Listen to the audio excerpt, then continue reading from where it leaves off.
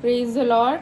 आज हमारे यहाँ बिशप दीपक थापा जो कि हमारे चर्च के लवाना चर्च के एडमिन भी हैं, और उनके साथ पापन हाई प्रीस्ट गुलशन सिंह जी जो कि राजा भी हैं। जैसे राजा दाऊद और राजा शाऊल के सर पे तेल डालकर उनका अभिषेक किया गया था, उनको राजा बनाया गया था, ऐसे ही परमेश्वर के दर्शन के द्वारा इनके सर पे तेल डालकर इनको राजा बनाया गया और ये राजा भी हैं। आइए परमेश्वर का वचन इनके मुँह से सुनते हैं।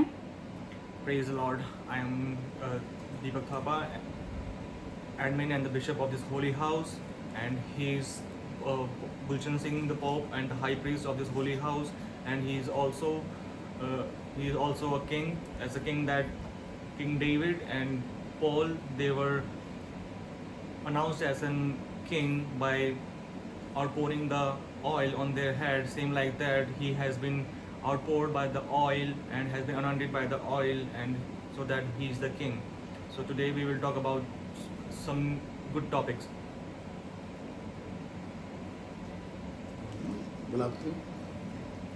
नए नियम की किताब है गलातियों 1:6। कोई दूसरा सुसमाचार नहीं। मुझे आश्चर्य होता है कि जिसने तुम्हें मसीह के अनुग्रह में बुलाया उससे तुम इतनी जल्दी फिरकर और ही प्रकार की सुसमाचार की ओर झुकने लगे, परंतु वह दूसरा सुसमाचार है ही नहीं।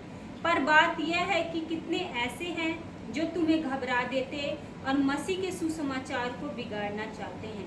परंतु यदि हम या स्वर्ग से कोई दूत भी उस सुसमाचार को छोड़ जो हमने तुमको सुनाया है कोई और सुसमाचार तुम्हें सुनाए तो शापित हो। And the book of Galatians chapter 1 verse goes from 6 to 7. I am astonished that you are so quickly deserting the one who called you to live in the grace of Christ and turning to a different gospel, which is really no gospel at all. Evidently, some people are throwing you into confusion and are trying to pervert the gospel of Christ. Praise the Lord.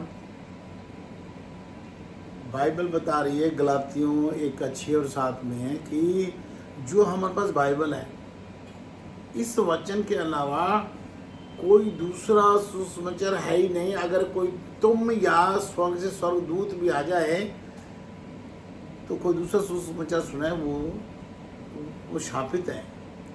Praise the Lord. Bible tells us in the book of Galatians chapter 1 that if any angel above from the heaven, if they comes down and tells you the different word from the Bible, then it is complete. Then you don't have to listen to it. It is completely invalid. स्वर्ग से स्वर्गदूत आके तुम्हें कौन सा सुसमाचार सुनाएगा? वो कौन सा स्वर्गदूत है? वो इब्लिस है। And from the heaven, what kind of angel will tell you the other word, and that is Iblis.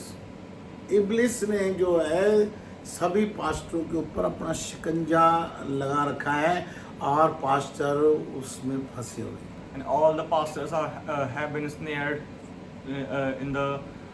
snared by the Iblis.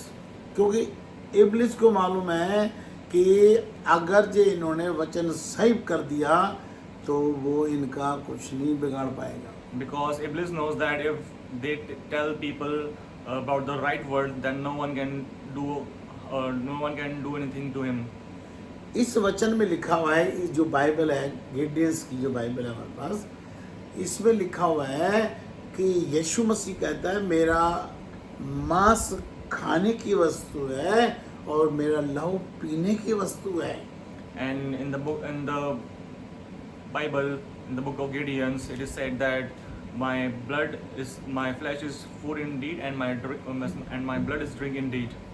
पर शैतान ने पास्टरों के दिमाग में ये डाल दिया है कि वो यीशु मसीह के खून की जय बोलते हैं, खून का बाड़ा बांध देते हैं, खून की चादर बांध रहे यीशु मसीह। And the pastor says that let there be the blood of Christ onto the wall. They are applying the blood of Christ onto the wall, and they are also protecting the area by the blood of Jesus Christ. और यीशु मसीह परमेश्वर का बेटा है, पर इब्लिस ने पास्टरों के दिमाग को अपने वश में कर लिया है तो उसको वो परमेश्वर बोलते हैं। And also those pastors call Jesus Christ as a God. Iblis has completely covered their mind. He has all the controls over their mind, so that they are speaking all of these things. उसको जिंदा खुदा बोलते हैं, जिंदा पिता बोलते हैं। And they call Jesus Christ as a living God and also the living Father.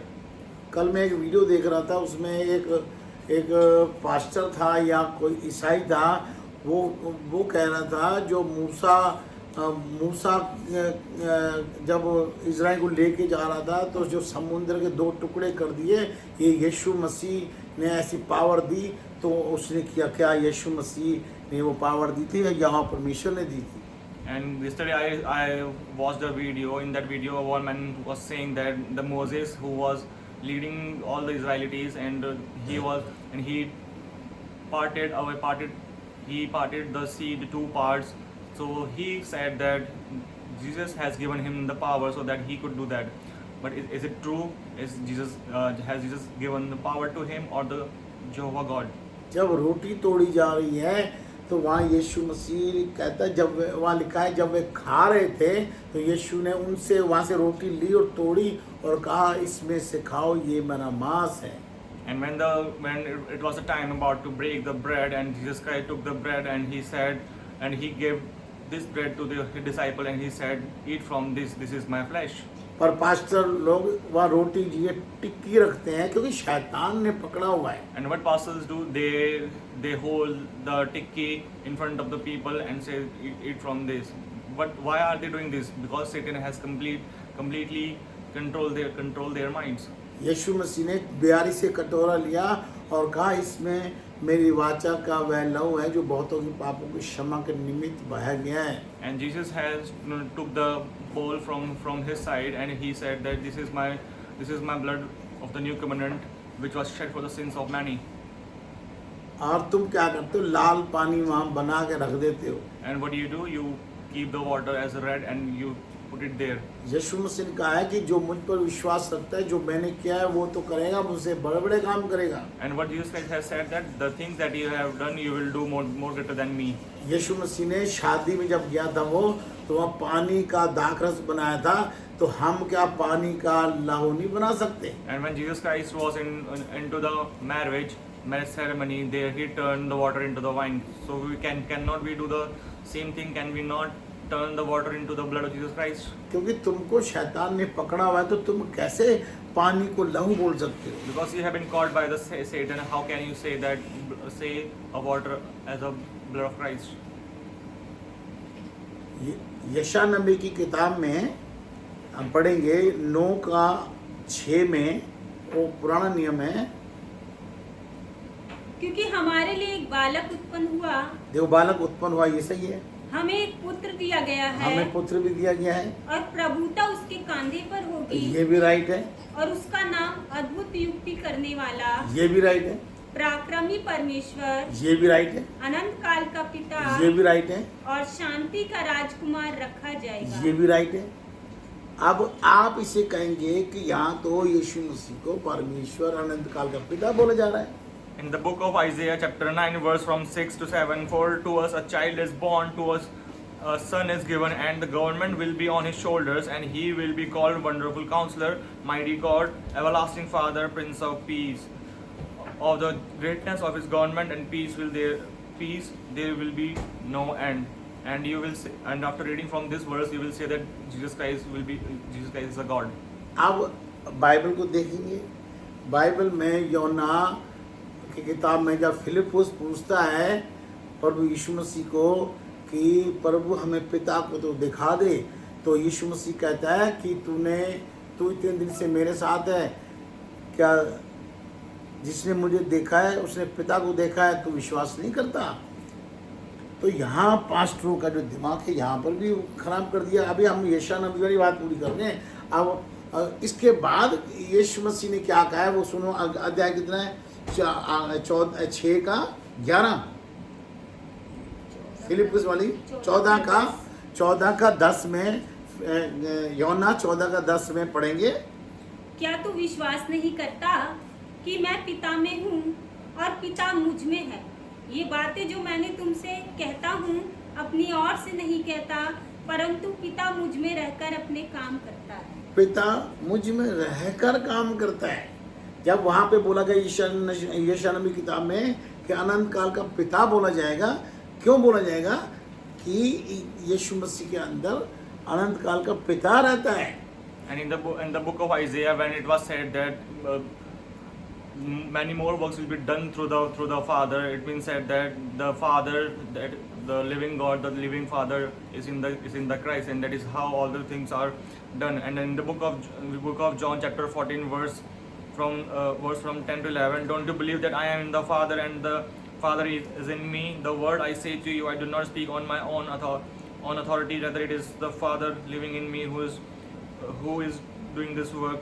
Believe me when I say that I am in the Father and the Father is in me, or at least believe on the evidence of the works in themselves. So, अब ये so when Jesus Christ said all these things, he meant that the Father is in him and he is in the Father, and that is how all the things are being done. एक और आयत देखते हैं, यूहन्ना 14 का 24 में लिखा है, लिखेंगे पढ़ेंगे। जो मुझसे प्रेम नहीं रखता वह मेरे वचन नहीं मानता, और जो वचन तुम सुनते हो वह मेरा नहीं वरन पिता का है जिसने मुझे भेजा। देखो इस यहाँ भी बोल दिया ना, जो पिता का वचन है। And further we see again in the book of the same John chapter 14 verse 24, anyone who does not love me will not obey my teaching. These words you hear are not my own, they belong to the Father who sent me. यहाँ पर भी, और देखो हम चर्चों में क्या बोलते हैं, यीशु मसीह हमें प्यार करता है। And in the church what we say, Jesus loves us. ये भी हम झूठ बोलते हैं, And this is also we tell a lie, क्योंकि शैतान झूठ का पिता है, because Satan is the father of lies, वो हर पास्टर के अंदर है। and it is in every pastor's heart, तुम्हारे अंदर यीशु होना चाहिए, and there should be the Jesus inside of you, मैं दिखाऊंगा अभी। and I will show you. तो यहाँ पे यीशु मसीह कह रहा है कि जो मुझसे प्यार करता है और मेरे वचन को मानता है, और ये वचन मेरा नहीं मेरे पिता का जिसने मुझे भेजा है। And Jesus Christ is saying that who believes in this word and they obeys the word, that it is not my word but the Father who sent me. अभी दिखाते कि दूसरा कुरिन्थियों 13:5 पढ़ेंगे। In the book of second Corinthians verse 13, chapter 13 verse 5. अपने आप को परखो कि विश्वास में हो कि नहीं, अपने आप को जांचो, क्या तुम अपने विषय में यह नहीं जानते कि यीशु मसीह तुम में है, नहीं तो तुम जांच में निकम्मे निकले हो। Examine yourselves to see whether you are in the faith. Test yourselves. Do you not realize that Christ is in you, unless of course you fail the test? अभी देखो यहाँ पे वचन है कि यीशु मसीह तुम्हारे अंदर नहीं है तो तुम जांच में निकम्मे हो। सबसे पहला सवाल। And now here the point comes that if Jesus Christ is not in you, then you are a failure. अब जैसे मेरे अंदर यीशु मसीह है, Just like Jesus Christ is inside of me. तो क्या मैं यीशु मसीह बन गया? So now am I a Jesus Christ? मेरे अंदर यीशु मसीह रह के काम करता है, And in through me, Jesus Christ lives inside of me, and He do the works from me. ऐसे ही यीशु मसीह कह रहा है कि मेरे अंदर मेरा पिता रह के काम करता है, तो वो पिता कैसे बन गया? And just like that, he is saying that Father works through him. अगर यीशु मसीह को आप पिता परमेश्वर कहते हैं तो फिर मेरे को यीशु मसीह कहो ना।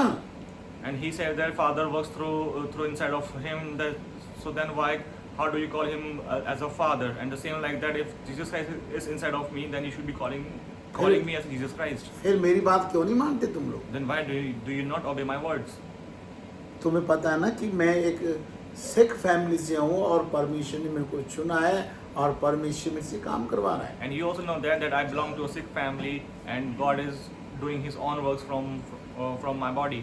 और यीशु मसीह परमेश्वर की फैमिली से है और परमेश्वर ने उसको चुना है और उससे काम करवा रहा है। And Jesus Christ is also from the God's family, and God has chosen him, and He is doing all those works. तो यीशु मसीह जो है उसके यीशु मसीह के अंदर जो है वो अनंत काल का पिता है। And the thing that is inside of the Jesus Christ, He is the Father of the eternal thing. यीशु मसीह अनंत काल का पिता नहीं है। Jesus Christ is not the Father of the eternal time. ये बातें समझने की कोशिश करो। You should understand all these things.